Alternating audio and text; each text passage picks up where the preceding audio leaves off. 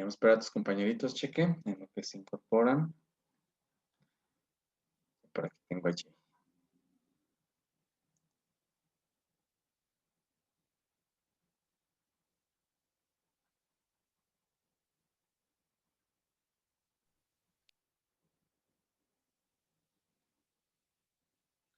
Bien, ya estamos otra vez, jóvenes.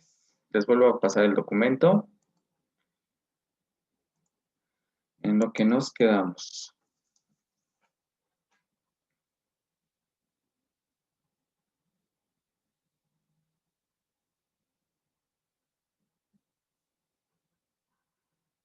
Y déjenme ver a Maggie. Bien, estábamos hablando entonces de los ítems que vamos a utilizar, ¿sale? De acuerdo a...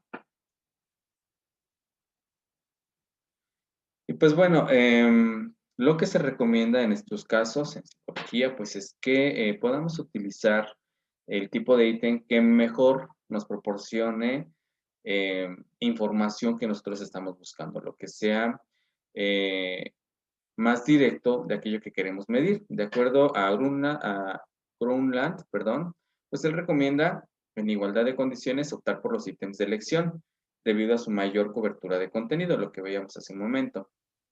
¿Sale? Entonces, pero sobre todo aquí, pues vamos a tener que adaptar o vamos a tener que utilizar los ítems que de alguna manera nos van a proporcionar la información que nosotros estamos buscando. Eso sería lo ideal y sería lo más correcto, ver este tipo de ítems. En el ámbito no cognitivo, pues vamos a tener los ítems de respuesta abierta en los que quien está contestando pues va a poder escribir lo que a él mejor le parece de acuerdo a la pregunta que nosotros estamos haciendo.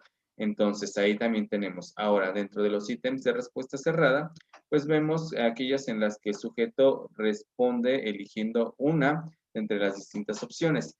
Aquí pueden entrar aquellas opciones, aquellos ítems de opción múltiple, como los que les han mandado, o también aquellos donde solamente es contesta un sí o contesta un no, o depende de lo que les digan. Son cerradas, no permiten que el individuo pueda contestar más de lo que se le está pidiendo.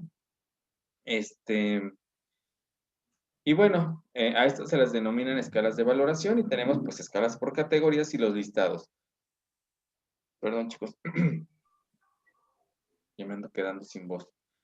Si estoy pasando rápido las diapositivas y están anotando, díganme, chicos, para que no los deje yo a la mitad. Y vaya, yo sube. ¿Sí? ¿No? ¿Puedo pasar? ¿Puedo? ¿Todavía no? No, sí está bien. Pero sí. ¿Sí? Ok, bien.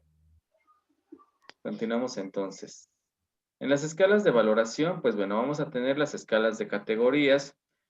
Aquí, las categorías se refieren a el conjunto de ítems o de tipo de ítems que vamos a utilizar.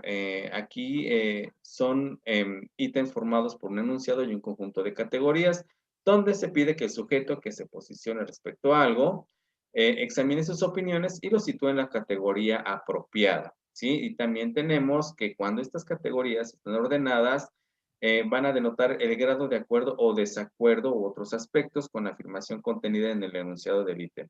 A esta escala, cuando están definidas por categorías, las vamos a llamar escalas de actitud o tipo Likert. Les voy a dejar de tarea, para obtener un ejemplo, que busquen, por favor, una escala tipo Likert, por favor. A ver si encuentran de ejemplo. ¿Sale?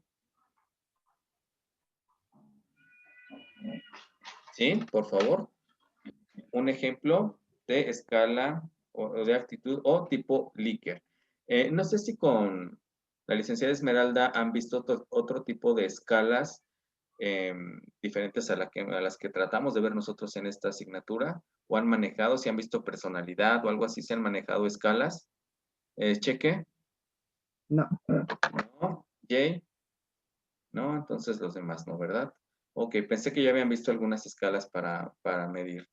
Pero bueno, entonces, para que tengamos un ejemplo del que es una escala de categorías, entonces vamos a investigar el ejemplo, por favor. ¿Sí?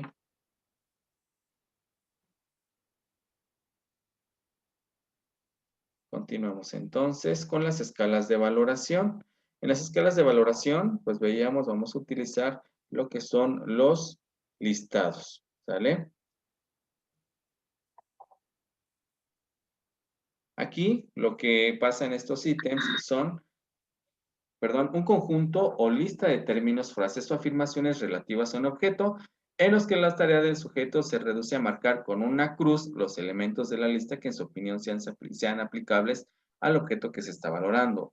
Cuando hablamos del objeto que se está valorando, tanto en los ítems anteriores como en esto, nos estamos refiriendo a lo que pretendemos medir. ¿Sí? En este caso, si hablo de aprendizaje autorregulado, pues si yo pongo un conjunto de listas, tendría que poner un conjunto de características del aprendizaje autorregulado y quien está contestando iría tachando cuáles son las características que tiene, ¿no? O con cuáles cumple de las que yo estoy poniendo y entonces las va tachando para de ahí nosotros poder valorar precisamente.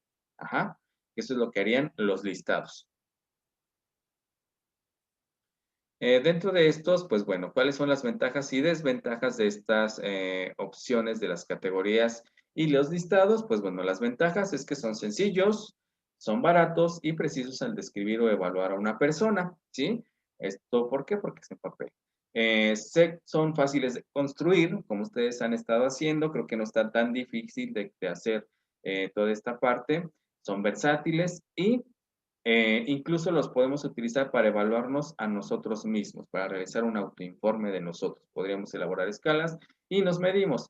Y también tenemos desventajas. Aquí es que dentro de las ventajas de estos instrumentos es que no son convenientes cuando se desea obtener información sobre algo complejo, ¿sí? Aquí nosotros, aquí es donde tendría una desventaja, no la podría abordar de manera particular. Entonces, aquí sería la desventaja que presentan pues los listados y lo que son las categorías de valoración. ¿Vale? Esos serían los problemas, digamos, que nos van a enfrentar con esto. La longitud de la prueba, pues bueno, la longitud de la prueba y la fiabilidad es decir, qué tan confiable va a ser la prueba que yo estoy elaborando, pues tiene que ver que en cuanto más larga, pues más fiable resulta. ¿Por qué? Cuando yo hago una prueba más larga, cuando yo pongo más ítems, pues yo tengo la oportunidad de ir averiguando más acerca del tema, del contenido. O sea, cuando yo el contenido lo abordo con más preguntas, yo puedo saber más acerca de él. ¿Sí? Pero también vamos a tener una desventaja, que entre más larga sea la prueba, pues obviamente el sujeto que me está respondiendo va a sentirse más cansado y no va a sentirse motivado a contestar. Ahora ustedes ahorita, por ejemplo, que les han enviado sus ítems de 10 preguntas, pues es fácil, ¿no? Y dicen, está rápido, rápido contesto, ¿no?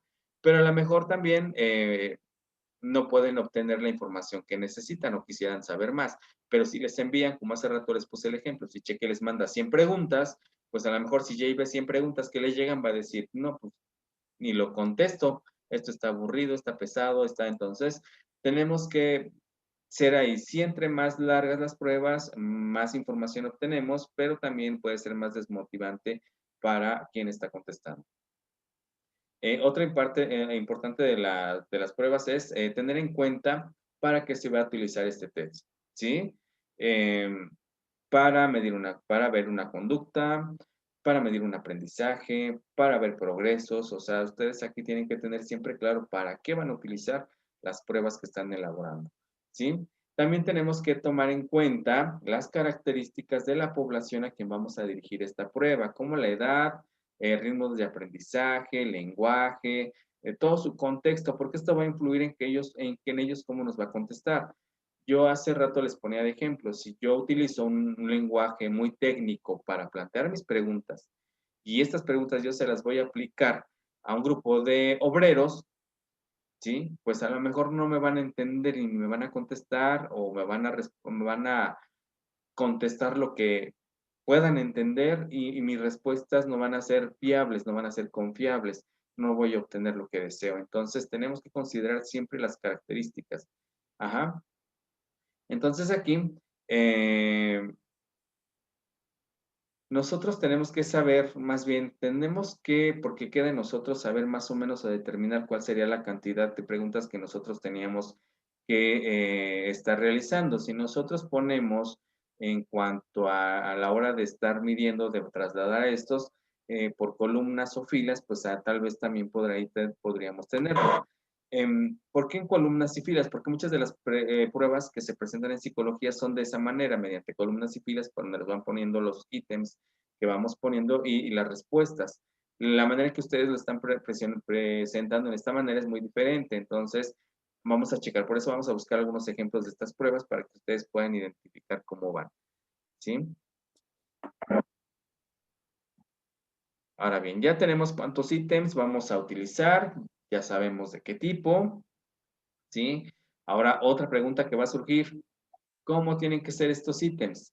¿Cuál es su nivel de dificultad y su capacidad para discriminar entre sujetos que poseen en distinto grado la característica evaluada? ¿Y aquí a qué se refiere? Que pues bueno, sí la vamos a aplicar y aunque la hagamos con características similares, los sujetos a los que va dirigida de pronto, cada sujeto tiene características distintas, tiene em, pues diferentes, pues sí, diferentes características y entonces a pesar de que digamos que va igual, los resultados pueden ser distintos por estas características particulares de cada uno. Entonces, ahora, ¿cómo tienen que ser esos ítems? Pues bueno, por ejemplo, yo aquí les puse un ejemplo, ¿no? Supongamos que se desea detectar a los alumnos más brillantes de la clase. Bueno, si queremos detectar alumnos brillantes de la clase, a lo mejor podríamos hacer una prueba formada por ítems muy difíciles, porque sería la manera de identificar. Si deseo saber el nivel general de conocimiento de una clase, a lo mejor pues tengo que hacer una prueba formada por ítems de dificultad media.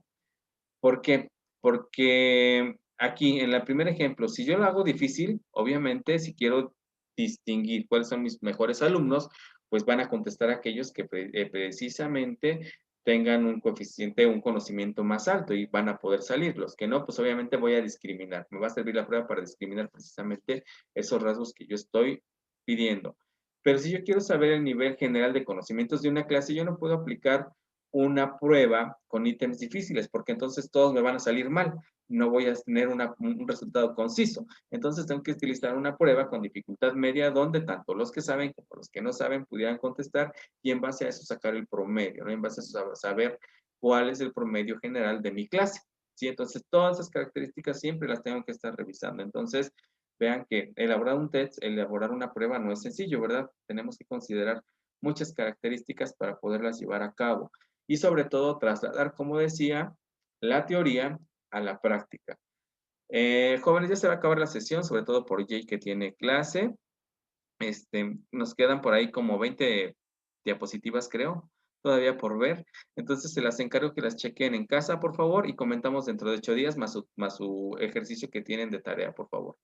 Me da mucho gusto saludarles. Jay, cuídate mucho. Cheque igual. Maggie, Lupita, Sharon. Que pasen bonita tarde. Nos estamos viendo dentro de 8 días. Cuídense mucho. Y cualquier duda ya saben. Un mensajito, por favor. Hasta luego, jóvenes. Cuídense mucho. Hasta luego. Adiós, adiós, adiós, adiós.